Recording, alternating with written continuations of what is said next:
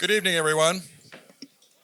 I'm Ed Gallagher. I am president of the American Scandinavian Foundation, and it's my great pleasure to welcome you to our headquarters, Scandinavia House, the Nordic Center in America, for this very special event, which is the second in partnership that ASF has with Columbia Climate School. And tonight we're exploring the importance of data in guiding adaptation measures, community preparedness, and investment strategies. It's my pleasure to introduce our panelists, who are working together to quantify climate risks and inform smarter decision-making for communities and investors alike. Tonight, our moderator is Alexis Abramson. Alexis is the Dean of Columbia Climate School and a professor of climate. She's a leading expert in sustainable energy technology, focusing on building upgrades and retrofits. Before joining Columbia, she was Dean of the Thayer School of Engineering at Dartmouth and recently served as technical advisor to Breakthrough Energy Ventures. That was launched by Bill Gates. Alexis has also held the position of chief scientist at the U.S. Department of Energy's Building Technologies Office during the Obama administration, the good old days. She is joined by Jeff Schlegelmilch and Sara Rosner. Jeff is an associate professor of professional practice and climate at the Climate School and also director of the National Center for Disaster Preparedness. He is an expert in community resilience, public health preparedness, and the integration of private and public sector capabilities. In addition to his work at Columbia, Jeff has served as an advisor to private sector organizations and advised leaders on preparedness systems and policies at all levels of government. Sara Rosner is Senior Vice President at AllianceBernstein and Director of Responsible Investing Research. She leads the responsibility team's work with AllianceBernstein's investment teams and clients on identifying, researching, and engaging with material, environmental, and social issues that arise in the investment process. Sara developed and is implementing AllianceBernstein's strategy for managing material risks and opportunities from the global transition to lower carbon economy, while also overseeing firm-wide initiatives on climate scenario analysis, carbon offsets, and ESG education training. That keeps you very busy. So we look forward to hearing about all of this. And again, the ASF is delighted to be able to co-sponsor this with the Columbia Climate School. And thank you so much. There you go. Thank you so much, Ed. It's just such a pleasure to be here and have this partnership. And I just want to thank all of you for being here tonight. And Jeff and Sara, thanks for joining me on what promises to be a fascinating discussion, I am sure. I'd love to start off by just talking for a second about the Climate School. We, like other schools, we do teaching, we have educational programs, we do research on cutting edge topics related to climate, earth, and society. But what really I think sets us apart in many ways, many things do, but we really focus on, call it that third leg of the stool, the impact work that we do that requires partnerships, right? That we are out there in the world trying to affect positive change, trying to look at mitigation strategies or climate adaptation strategies and implement those. And again, we can't do that alone as academia. Nobody can do that alone. It takes a multidisciplinary approach, a multi-sector approach as well. So our partnerships with companies, with firms, with NGOs, with governments are really critical to the work that we do at the Climate School. Not all schools could say that.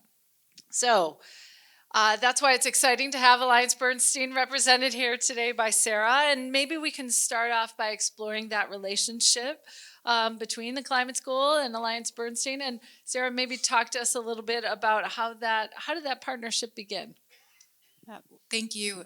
Thank you, everyone, for joining us, and thank you for the opportunity to be here with you this evening.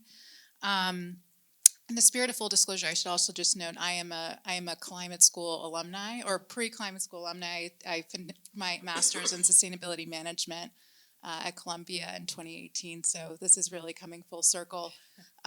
In 2018, I also joined AllianceBernstein.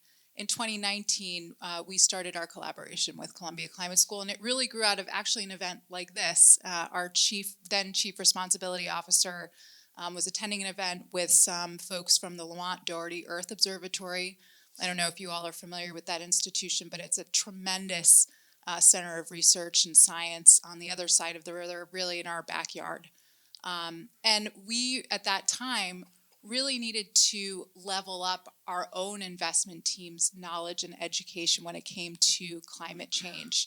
We are known on the street for our pedigree is really our research. So if you've ever heard of the Bernstein Black Books, these are highly sought after pieces that we published annually. And we really found a partner in academia that was similarly focused on that empirical evidence.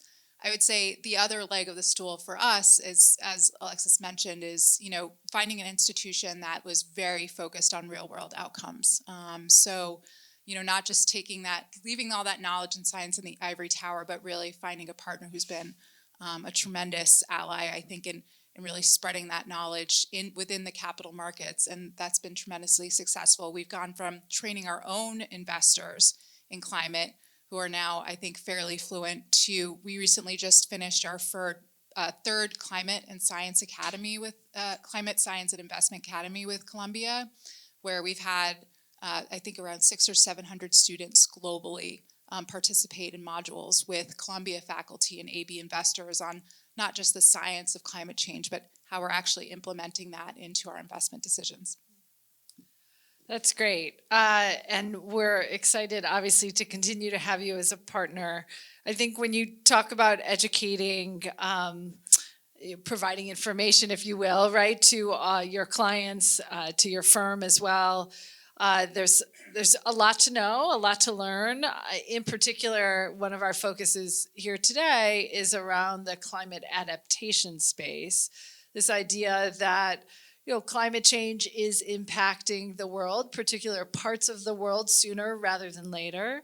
And we need to think about how do we prepare for that? How do we react to that? How do we respond? And how do we think about investment across the climate space in that context as well? So we're all aware that wildfires and hurricanes and coastal flooding they're continuing to increase and are really affecting human lives and property in concerning ways. But there are other factors at play too, including economic ramifications that stem from damages to supply chains and infrastructure. So Jeff, maybe you can just jump right into that a bit and talk about sort of natural disasters in the context of climate change and what are those effects? When you in your work as the director of the National Center for Disaster Preparedness, how do you talk about those? How do you prepare people for that? How do we deal with that as everyday citizens as well? Yeah, absolutely. I appreciate that question because it is one of these things where a disaster is a very acute event, and then it has this ripple effect across civil society and the disruptions that it causes. I was talking with a new friend, John, here too, who's in attendance about the, you see these images after disasters of a house and the one house left standing because it was built to the latest building codes, which is great for that house, but they don't have a grocery store, they don't have a road to get to the house, they don't have a post office, all of sort of those critical things that make civil society function. So I'll give maybe two anecdotes now that I've already given one, so three total. One of them, we were doing some work in California after the Dixie Fire in the town of Greenville.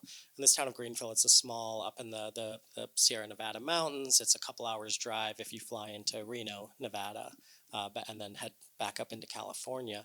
And one of the challenges they had is that with the fire, a lot of people left. And two of the key things that they did not have in town were a bank or any restaurants. And so service workers couldn't come in to help rebuild, but for people who wanted to rebuild, there was an ATM, but there was nowhere to meet with a loan officer, to move money around between accounts and things like that. The nearest one was several hours away, and without any restaurants, without any, there were limited places to eat. And so getting that economy running again would help facilitate sort of bringing in more of those resources. So they advocated very strongly for a branch of a local bank to reopen.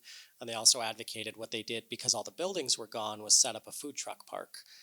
with the number of food trucks to bring in. And so these are kind of little things we don't necessarily think about, but they're the engine that drives the economic recovery. And they saw that this was a prerequisite for being able to move the economy forward and have enough center of gravity of people to be part of that rebuilding and to move that forward. And the other anecdote was actually with our hazards index, which we're going to talk a little bit about later, but some of the first groups that had approached us with sort of looking at this idea of hazard exposure were banks. And we had built this index essentially to help individuals understand personal preparedness. We had this personal preparedness course and 5 steps to preparedness. And as an individual, for you and your families, a key starting point is, well, what hazards are we exposed to? So we put them on a map and said, type in your address, and here's an example of the types of risks you're exposed to. And then these banks started reaching out. They said, hey, we're using your index.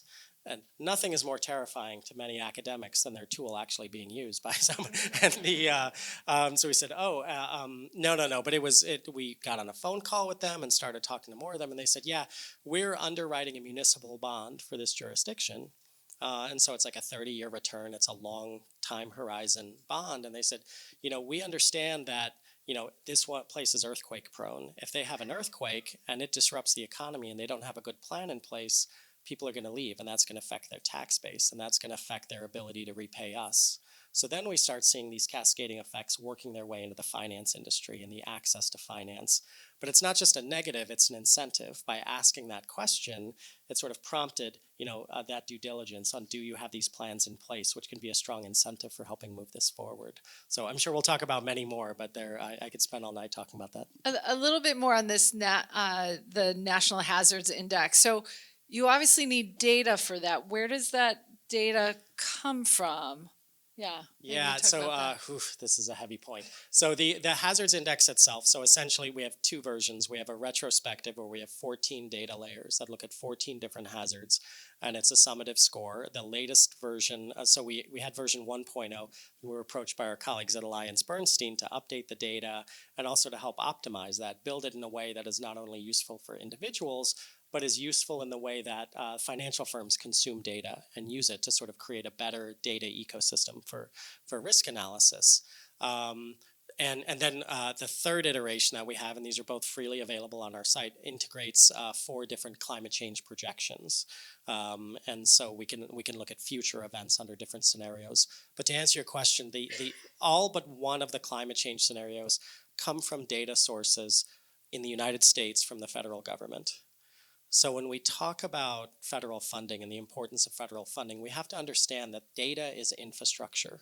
And even the private sector companies that are sort of using data and selling these packages for risk analysis are oftentimes basing most of that data on a backbone of federally available data, very boring things like census data and American Community Survey data, satellite data from NOAA and other groups. So as we look in this dynamic and sort of look at the value of data that's available from the taxpayers, we also have to understand that you can't just flip the switch and privatize that this is an essential infrastructure that serves the public and the private sector in terms of this. So the data we have is good, it's been backed up, we have it all available, but we are very worried about the long-term viability of being able to understand risk and project risk if these data sets aren't maintained. Scary, for sure. Can you talk then also about the fact that I'm sure the National Hazards Index is used to identify particularly at-risk areas, right? So, and then when we think about certain areas now in particular that are more vulnerable, we think about challenges around equity. So how are you using the index and the data that you were talking about to really advocate for equitable adaptation strategies? Yeah, this is a really important point. The hazard index I've been talking about is about hazard exposure. It doesn't take into account social vulnerability, although we're integrating those layers into it. Other data sets we have focused on climate vulnerability globally do take that into account. So from a physical risk perspective, like your proximity of your home or of your factory or of your business to that wild urban interface will tell you a lot about the hazard exposure. What it won't tell you is what are the poverty rates, what is the access to credit, what we call capacity to cope. In other projects we do, we know that that is one of the most important determinants. People say disasters don't discriminate, but they absolutely do, right? Our ability to respond is heavily determined by these indicators. And so when we present this data, we're always very intentional in how we describe what it's saying, because it's telling you the exposure to the hazard. It's not telling you your risk. Your risk is a factor of that hazard exposure, the vulnerability, and that capacity to cope. And it's only when you have all of that data do you really have that picture of what that actual risk is. Well, we are lucky to have you in the center doing that work. Maybe, Sara, you can talk a little bit about how you and AllianceBernstein and your clients are integrating the National Center's work, their tools, their data, integrating that into what you are doing, right? How do you define sort of the best use of those tools, the risk in this space, and then thinking even forward, how do you use those tools to define risk and then therefore investment opportunities and challenges? It's a great question. So I think we approached Jeff on NHI a couple of years ago about updating that data, and it's since evolved into a much deeper relationship in terms of bringing it up to code, and then bringing it forward into the future in terms of what this can mean for the investments that we're making on behalf of clients.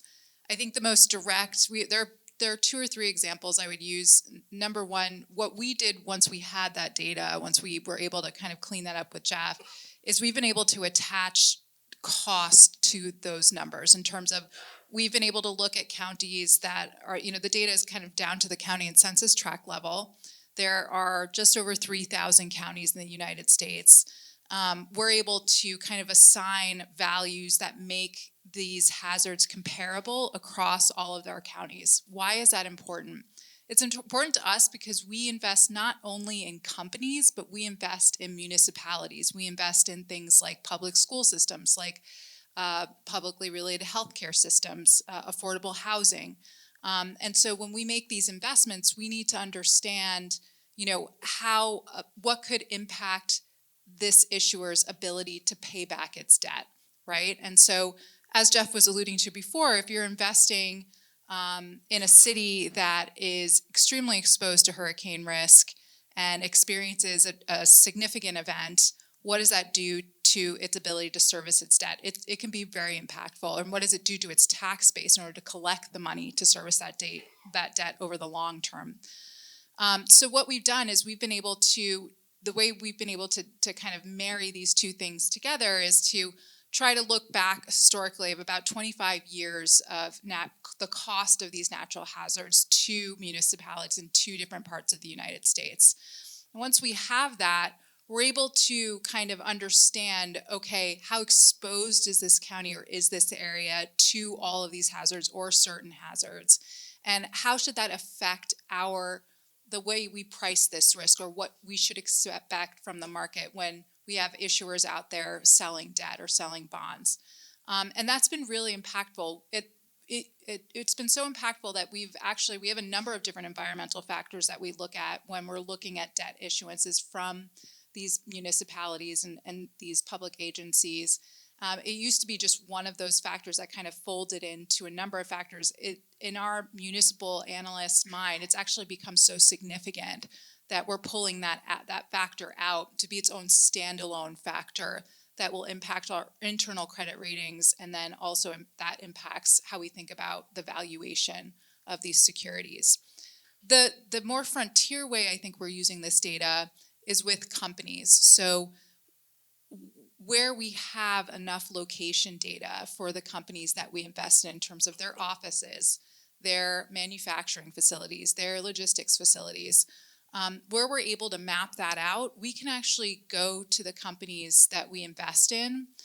We are an active manager, so we do have products that are based on algorithms, but our trademark is really in having actual hands-on investors looking at portfolios every day on behalf of our clients and engaging with companies on a regular basis to really make better informed decisions. And so when we meet with these companies, we're able to bring some of this data to them and say, are you aware of this issue? How are you managing it? Are you hardening your facilities? Are you fortifying your assets? How much is that costing you? Where should that show up in your financial statements? Where should we be looking for that? How's that cost going to evolve in the future? In other ways, it's also an opportunity, right?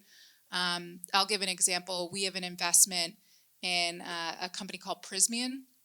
This is the largest manufacturer of high voltage cable companies in the world.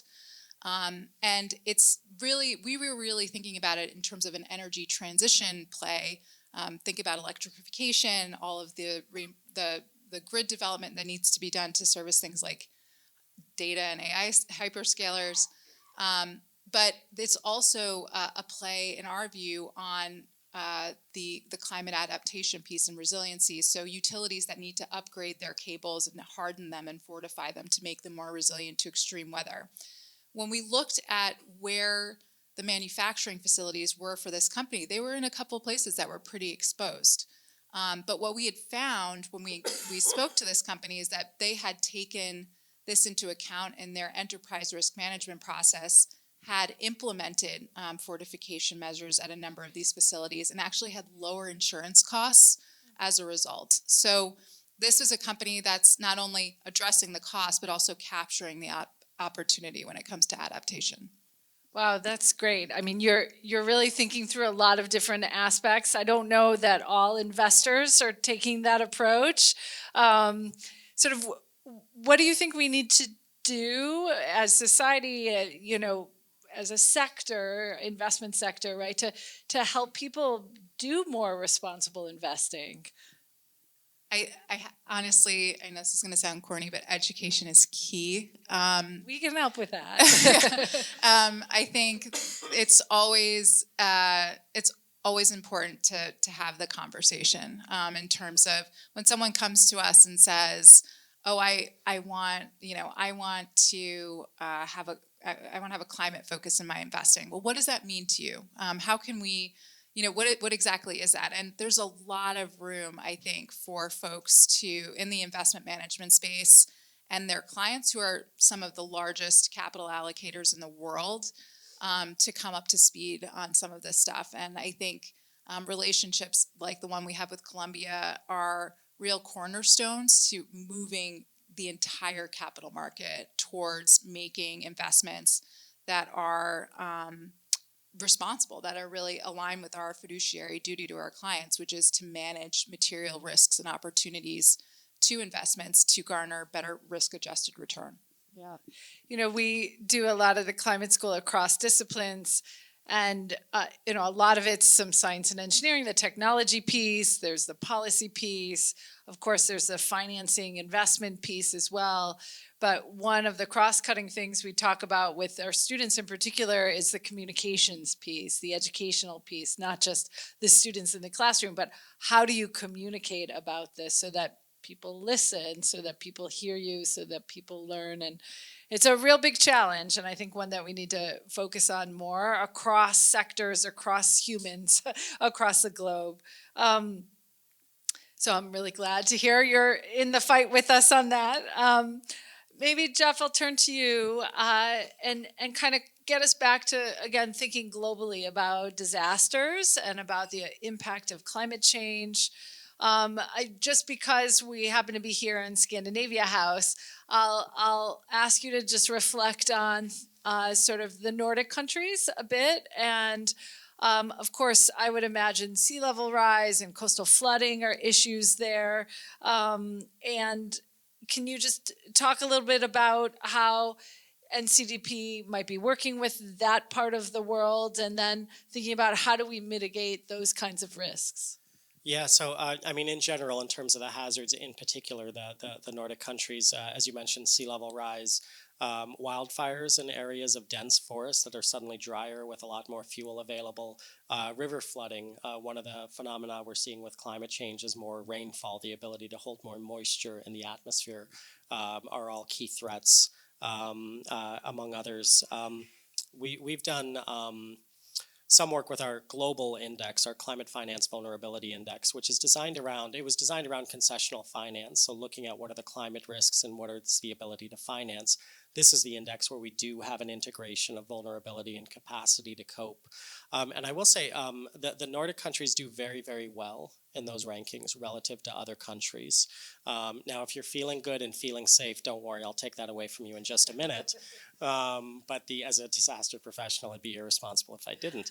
But with but the reasons why it's in some cases relative to other parts of the world, although we're seeing more warming, it's not this extraordinary drought conditions and unlivable heat and humidity that we'll see in like the Sahel in Africa and parts of the Middle East and elsewhere.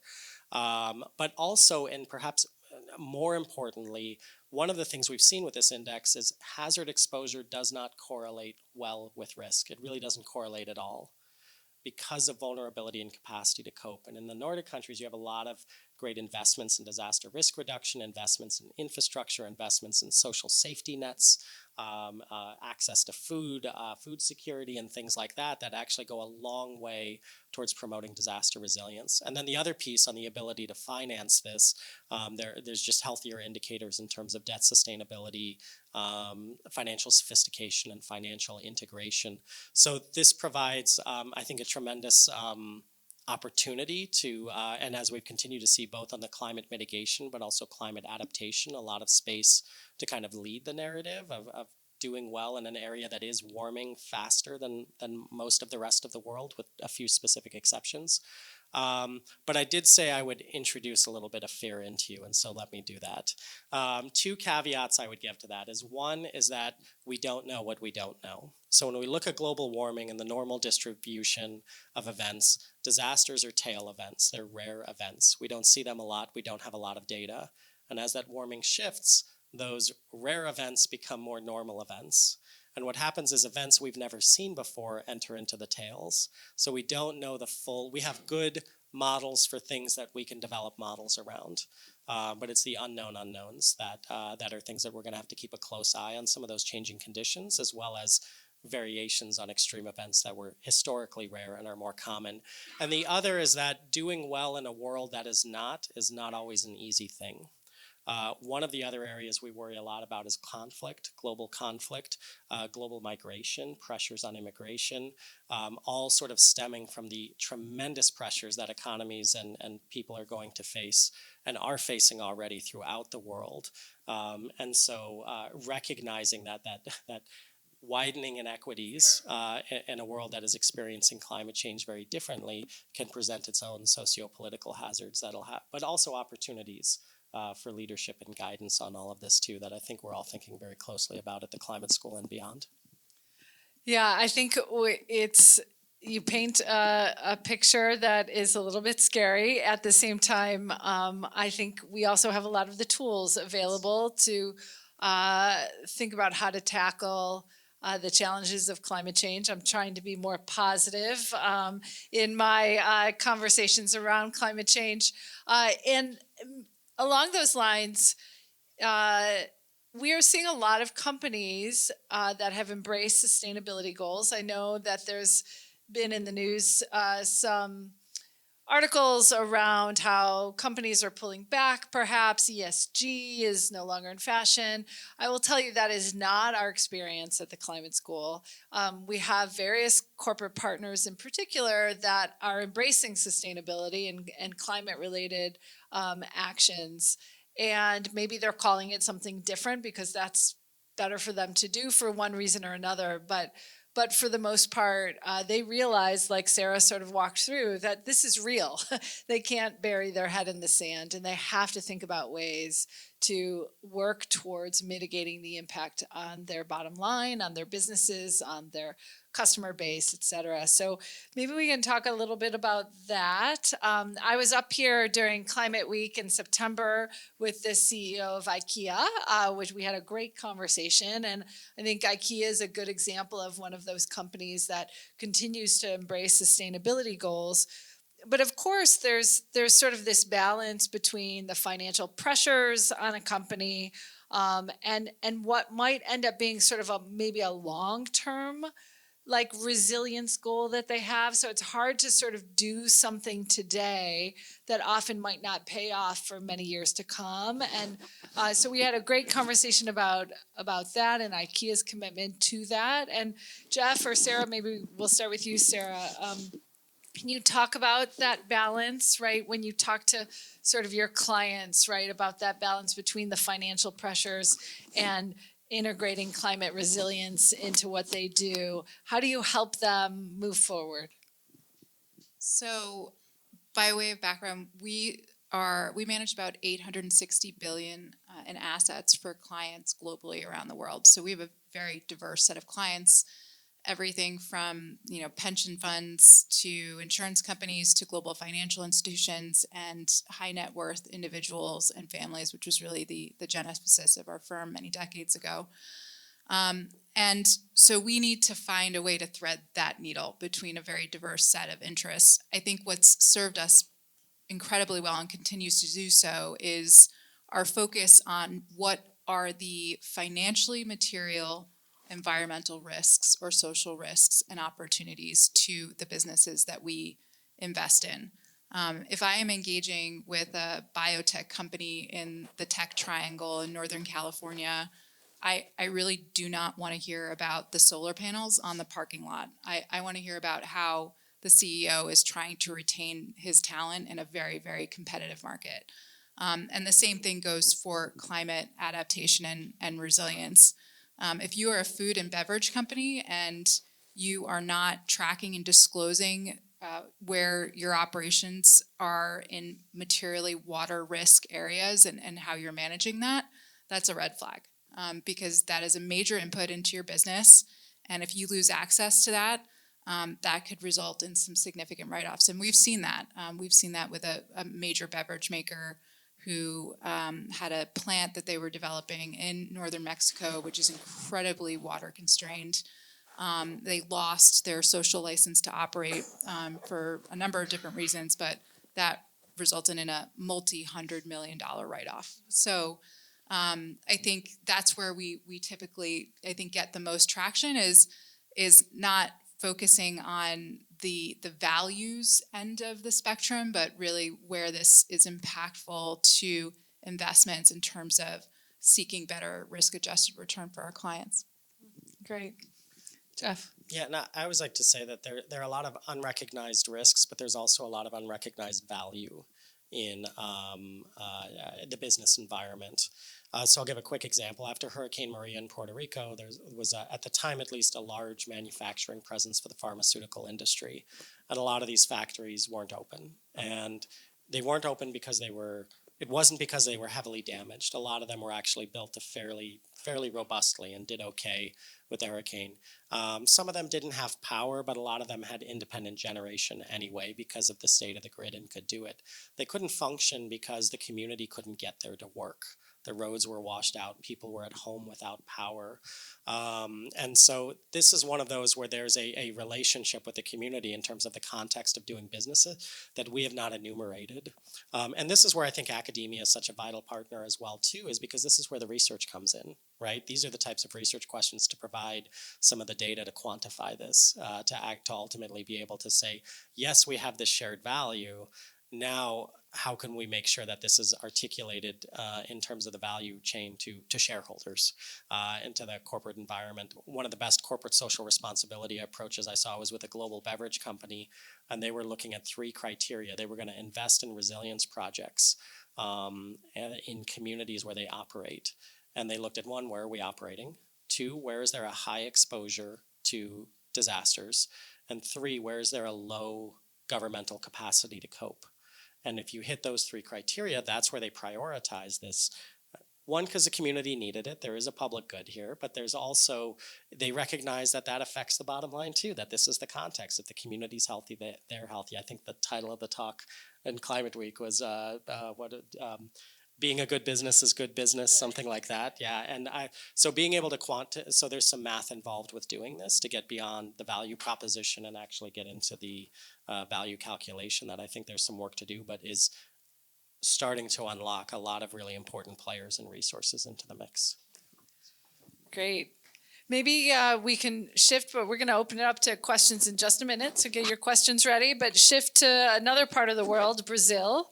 And Sara, you were just in Brazil. Jeff, you were just in Brazil too. So I might ask you about COP30 as well. But Sara, you were at the Principles of Responsible Investment in-person meeting in Sao Paulo. So I understand that's a convening of leaders from over 50 different countries. So what issues were top of mind for the event goers there? So we did attend, and we're very much looking forward to attending next year, which happens to be in Amsterdam. And I would say that there was one theme that came up chronically, and then there were 2 to 3 other themes that I think all related somewhat, but clearly AI is at the top of everybody's mind in responsible and sustainable investing, from the environmental perspective in terms of that footprint when it comes to emissions and energy and water. We recently published a white paper on water and AI with Professor Michael Puma at Columbia, who is a tremendous resource, I think, in this area when it comes to water. I was also one of his students. And I would say on the social side as well. So how are we thinking about, investing when it comes to AI and the workforce and data and ethics and a whole host of other issues related to governance. So it came up in almost every panel. And I would say not secondary, but in addition, this is the time for adaptation. I think within financial markets, we've historically spent most of our time thinking about the transition, the energy transition and emissions. And I think, there's widespread recognition that climate change is here. It's not something that's 10 or 20 or 30 years down the road. And it's changing the way we live. It's changing the way our companies operate. It's changing the way economies progress and advance and grow. So it's something that adaptation and resilience is something that, and physical risk is something that we are spending much more time on today. The other 2 items I will add, I think, are really reflective of where the COP was. Number one, I would call local stakeholder engagement. So really dovetailing, Jeff, on your remarks in terms of thinking about social vulnerability. Brazil has had a very long history, I think, of activism and real consequences for local communities, indigenous peoples, when it comes to how their companies operate. And that's definitely come through. And I think we're going to see more of that, particularly as we see more deglobalization and more onshoring. So how are communities being affected by hyperscalers? How are they accessing water for, and sharing that with manufacturers that are moving into their towns and counties? I think that is going to be, and these stakeholders can be very impactful in terms of the license to operate for companies. So something we're really paying attention to. Third theme, and I will stop there, is building on Jeff's points on conflict. I think deglobalization. So thinking about critical minerals, how to think about investing in defense responsibly, and that onshoring piece and what that leads to, I think is really something we're going to be paying attention to going forward. Definitely things that are entering into everything that we do. So good to hear those global leaders are thinking about them and hopefully have some good paths forward for us. What about COP30, Jeff? Yeah, I think along very similar lines. I mean, this is being branded the implementation COP, and sitting in some of the negotiations, they were exciting. No, there was I think we spent 45 minutes on a discussion on whether to bracket paragraph 9 in the loss and damage. It's a reminder how tedious sort of trying to get consensus of hundreds of nation states is. But that's what it is, right? It's no longer making the grand announcement. It's about figuring the mechanics. One thing that I witnessed in the negotiation was a discussion on should we have the implementation language or develop specific guidance language. And they said, no, if we just copy and paste the language, we're not providing guidance, we're just copying and pasting.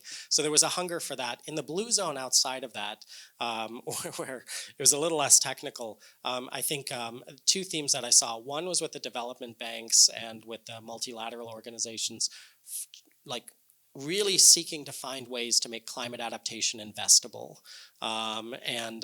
So one example is a partnership with the Caribbean Development Bank, the Inter-American Development Bank, and I can't remember the third, on a debt for resilience swap, where they would actually sort of underwrite for countries that were heavily indebted but still solvent, would underwrite debt to bring it down to a concessional rate, and then that would open up private finance for resilience initiatives. And they estimated for every billion they could put in, they could unlock 15 to 20 billion in resilience financing. And when we look at the level of financing in the private sector, it's massive in terms of unlocking that. But I would say too, it also felt like the private sector was at the gate trying to find a way in. Right on the heels of COP, we saw the McKinsey reports estimating $1 trillion in investable opportunities in adaptation technology.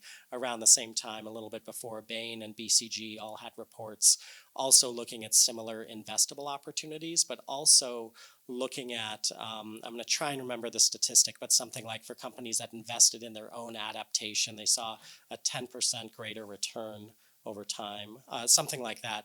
And so that's very, very exciting because we're putting math to the values now, and we're doing it in ways that can attract new partners, new innovations, and really massive sources of capital that have previously relied a little bit too much on taxpayer funds and sovereign funds for all of this. The only caveat I would give is that the other theme of COP is on Indigenous rights and equity. And that's something that we'll have to see sort of how the negotiations go and how those themes, are we also pricing in the impacts of inequities and things like that to make sure that this isn't something that widens those inequalities while at the same time bringing in those resources. And there's a lot of smart people working on this at the climate school and beyond. So I remain hopeful on that front. That's great. Yeah, a lot going on in Brazil these days, and it was great. I too was at COP30 for a bit, and just really important, I think, that the climate school was there as really in many ways representing higher education and what we can do to have an impact. So I do want to turn it over to some questions. I believe there are some people with microphones. Let's start over here. Okay. Thank you first for having this, and congratulations on your appointment as the dean. It's great to see you there. I work at the World Food Program, and we work a lot on the front lines of those who are impacted by climate.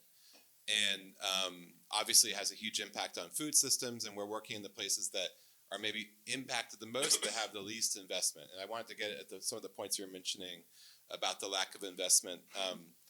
We have similar data sets that are geographical hazards based on history and weather stations, and we kind of aggregate things on some platforms. And then we also have socioeconomic data, the people that we serve, the communities we work in, so we can layer those on sort of the human scale, but also the hazard risk. And I think it's important that this does not scare people, but it provides productive ways of using potential investment or just community assets in ways that can help to adapt.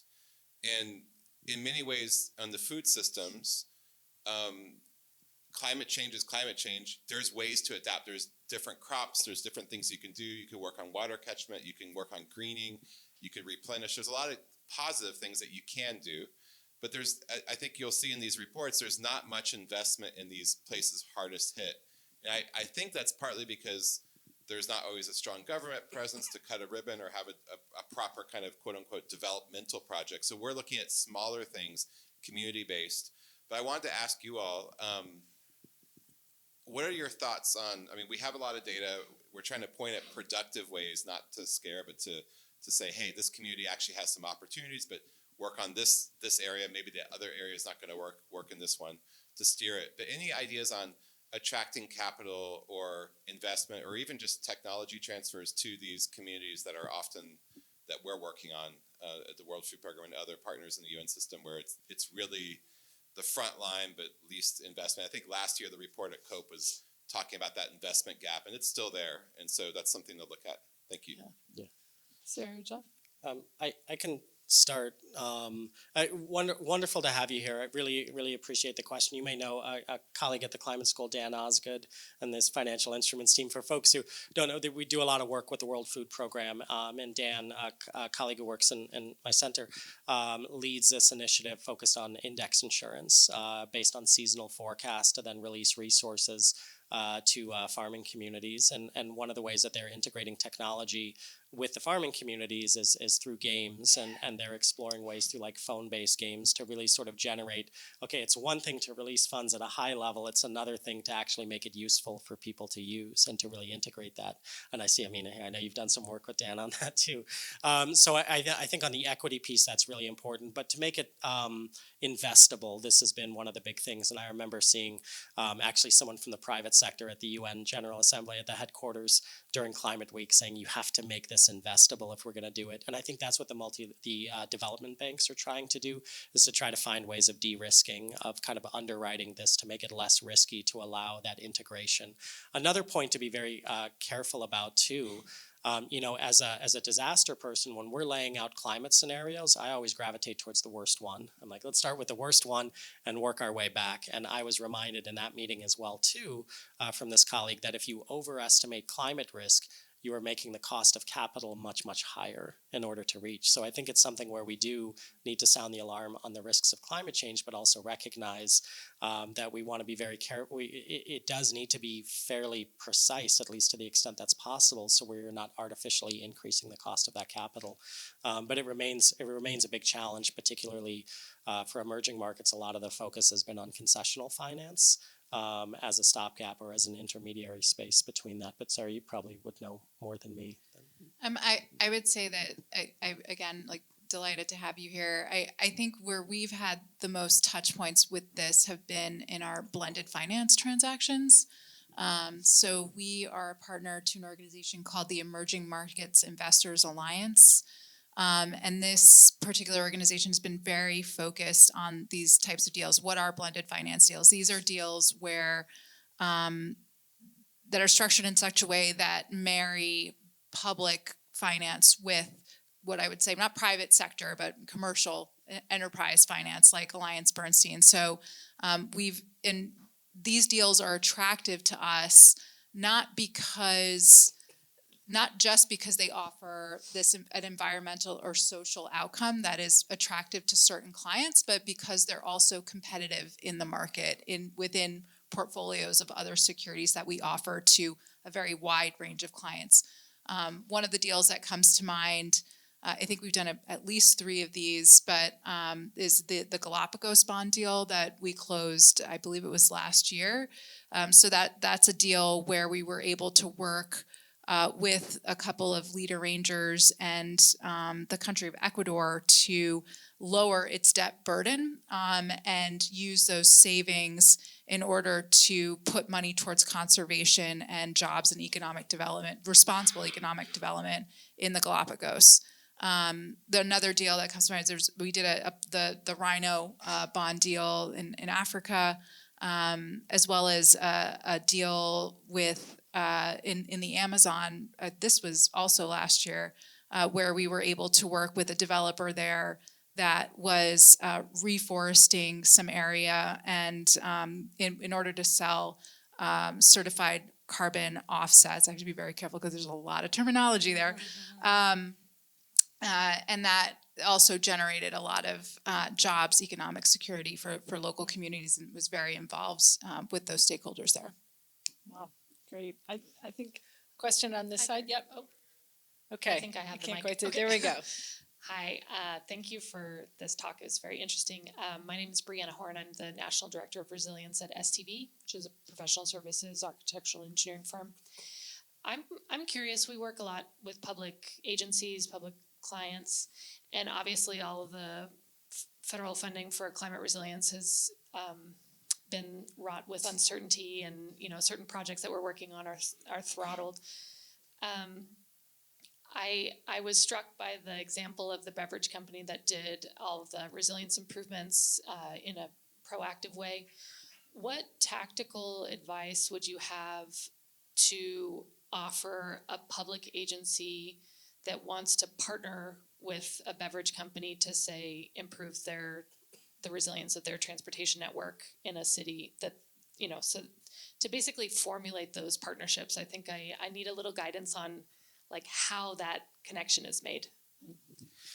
Yeah, that's a great question. An important point too, in terms of the landscape here in the U.S. with one of the byproducts of the pullback in federal funding is it's going to prompt a lot more sort of private sector ownership over this sort of context of resilience, which I think is potentially well, let's just say that this is something that is nonpartisan and has been called for a long time. And some of the problems, I'm not saying whether or not I agree with the current approach that's being taken, and if I did, I'd say I didn't. But but there is a need because it's been too siloed. It's been too focused on specialists and grant management for FEMA grants in a very esoteric way that is very adjacent to other mechanisms of finance. To get to your question, so with the beverage company, it came from them in terms of recognizing this through their corporate social responsibility. I think if going the other way around, it involves kind of outreach to their leadership, perhaps with the chief sustainability officers, but you would want that chief sustainability officer to be well integrated with the other parts of the organization and not sort of you go here in this corner and do your work and they're not well integrated. And then the other piece would be to kind of play out the economics of this. A colleague of mine at Northeastern University does work on social capital. And social capital, how connected we are as individuals, is actually the strongest predictor of how a community does after a disaster, more than infrastructure spending, more than anything else. Time and time again, globally, it's one of the most important things that we see. But he said, nobody's going to take us seriously unless we monetize this. So they started looking at return on investment. And one of the things they found was that community-driven social infrastructure. So if it's selected by the community, and by social infrastructure, something where people come together, could be a cafe, could be a church, something like that. And it had an ROI of something like 12 to 1, even more than major infrastructure investments, even more than a highway or a water treatment plant. And if you think about it, my wife's a realtor, right? When she meets with clients, she meets at a cafe in town. If people are studying for school, they go to a library. So these are catalysts within the community. I only say this to say, I'm sort of talking around the question because I don't have a great answer, but my partial answer is that, I mean, it involves the outreach and the engagement, but also the recognition that there's a value proposition that they have to bring internally. And so somehow we have to marry those up and look at, so how does what you need stem from the action that's going to be taken? How does that translate in terms of their business environment, their context, and ultimately what their shareholders are going to ask of them? That's a great answer. Maybe we can get one last question. We're running out of time. I'm sorry. Yeah, right here. Thank you, panel. Name's Jorge Benavides. I'm a real estate developer. And my question is regarding Bill Gates. What do you guys think about his latest sort of shift in position where he suggests that the goal should be to improve human welfare and prevent suffering rather than exclusively focusing on temperature or emissions reduction? I'm going to take that one. Just more so, as was alluded to, I worked at Breakthrough Energy Ventures for a bit, and Bill Gates launched that. When the news reports came out about his blog post, essentially his letter on that topic, you know, I said this does not sound like the Bill Gates I know, and went back and actually read his posting. And so I encourage everybody to read your posting. I know this will come as a surprise, but the media didn't really get it right. And in my opinion, I actually wrote an op-ed in Fortune magazine explaining that the media got it wrong and this is what he meant. So, but more specifically, you know, the Gates Foundation, for example, has had this decades-long focus on humans, on improving human lives. And really, you know, in a nutshell, I would paraphrase that what he was saying is that, and Sara pointed this out, right? We are at a time where climate change is having real impact on many parts of the world and will continue to have more impact in other parts of the world. And just bringing that more to the forefront and how important that is, particularly at a moment when, for example, U.S. federal aid to many of these vulnerable populations has now gone away. And so it was really more about elevating climate adaptation and the impacts of climate change as an important part of the conversation when many of us in this space have been focused on the energy transition. And so it wasn't let's do this instead of this, but oh yeah, we got to really focus on this.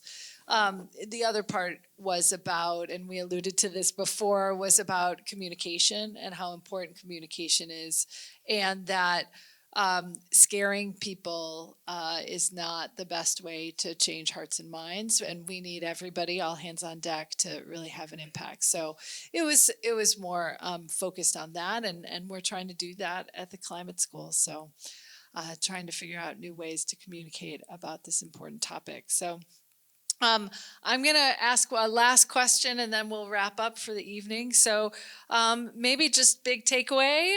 You might want to leave, you can think of one takeaway to leave the audience with. What might that be? Jeff, let's start with you. Ooh, okay. One big takeaway. I guess the